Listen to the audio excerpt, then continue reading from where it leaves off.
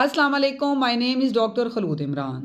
जैसा कि रमज़ानुल मुबारक स्टार्ट होने वाला है और हमसे मेडिकल ओपीडीज़ में बहुत कॉमनली पूछा जाता है कि बुज़ुर्ग अफराद स्पेशली 60-70 से जो ऊपर होते हैं, तो क्या वो लोग रोज़ा रख सकते हैं?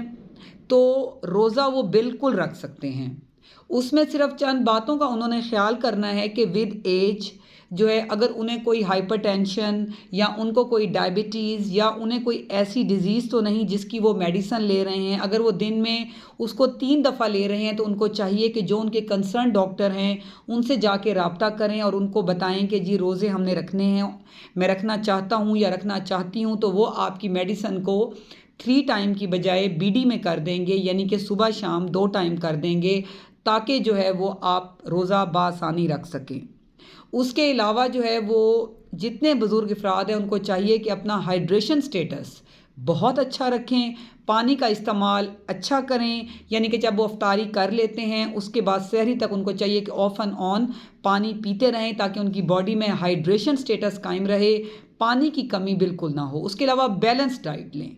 ये नहीं कि जी अफ्तारी के टाइम पे समोसे ले रहे हैं, पकोड़े ले रहे हैं, साथ में जो है वो रूह अफ़ज़ा हो रहा है, चीनी वाले मशरूबात इस्तेमाल किए जा रहे हैं, तो उससे आप लोग अवॉइड करें। अफ्तारी के टाइम पे उन्हें चाहिए कि वो सादे पानी से अफ्तारी करें और उसके बाद साथ वो खजूर ज़रूर लें अगर उनको शुगर नहीं है तो, और अगर शुगर है और कंट्रोल्ड है तब भी डॉक्टर के मशवरे से वो एक आध खजूर ले सकते हैं, अफ्तारी करें और उसके बाद अपना रात का खाना लें जो कि एक बैलेंस डाइट हो। बैलेंस डाइट से मुराद है कि उसके अंदर basic component fat, carbohydrate, protein, multivitamins, micronutrients, ऐसी डाइट लें जिसमें सब चीज़ें शामिल हों, जिसमें मैं फ्रूट्स वेजिटेबल्स का नाम ज़रूर लूँगी ट्वाइस अ वीक।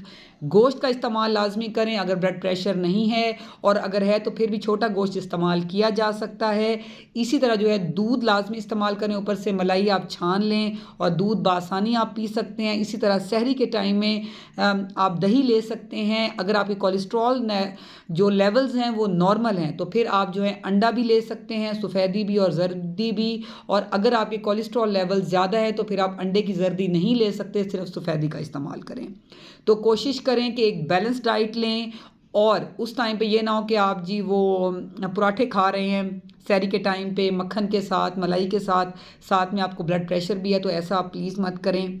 आप एक तो अपनी मेडिसिन आप सेट करवा लें, और अगर आपको कोई इश्यूज़ हैं तो रोज़ा रखना बिल्कुल मना नहीं है। रोज़ा जो है वो अल्लाह की तरफ से एक तोहफ़ा है हमारे जिस्म की सेहत के लिए, तो इसलिए रोज़ा आप लाजमी रखें, रोज़ा फ़र्ज़ है। इसमें आप हाइड्रेशन स्टेटस और बैलेंस डाइट का ख्याल रखें, अपनी मेडिकेशंस को सेट करवा लें, ताकि जो ये टाइम पीरियड है 30 डेज़ का रमज़ान का, ये बासानी गुजर जाए और आप हेल्दी रहें। और मेरी तरफ से आप सबको बहुत बहुत रमज़ान मुबारक। Stay safe, stay healthy. Thank you so much. Allah हाफिज़।